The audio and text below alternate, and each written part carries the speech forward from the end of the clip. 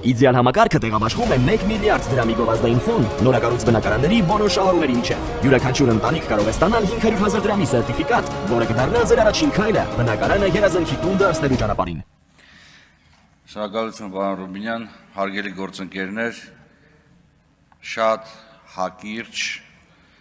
փորձում անդրադառնամ այն հարցադրումներին, որոնք հնչեցին ելույթների ընթացքում։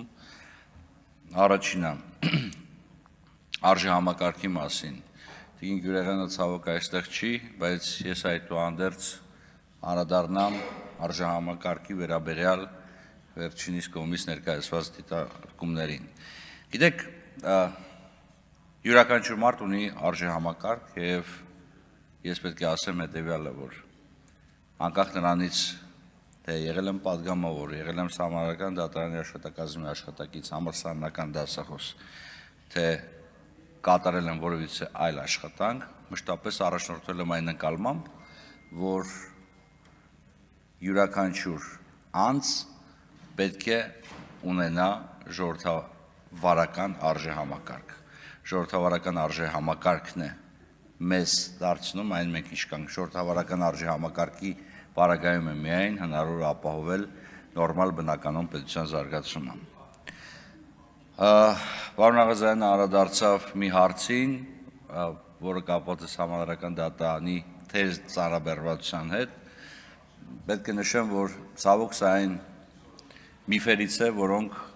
շարունակում են դեռ մնալ մեր հասարակության մեջ, որովհետև Սահմանադրական դատարանը վերջի շրջանում առավել քան ծանրաբեռնված է։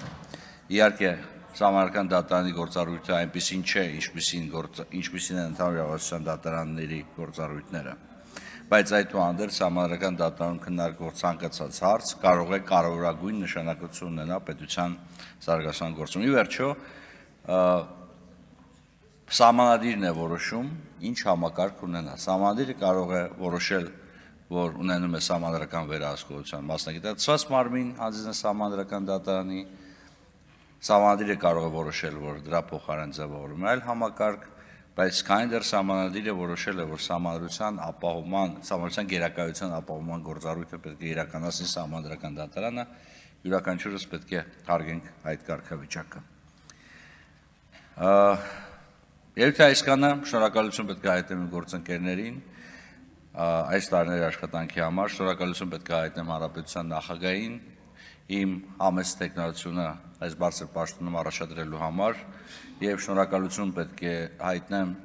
բոլորիդ թե ջերմ խոսքերի, թե հատկապես քննադատության համար։ Այսքանը շնորհակալություն։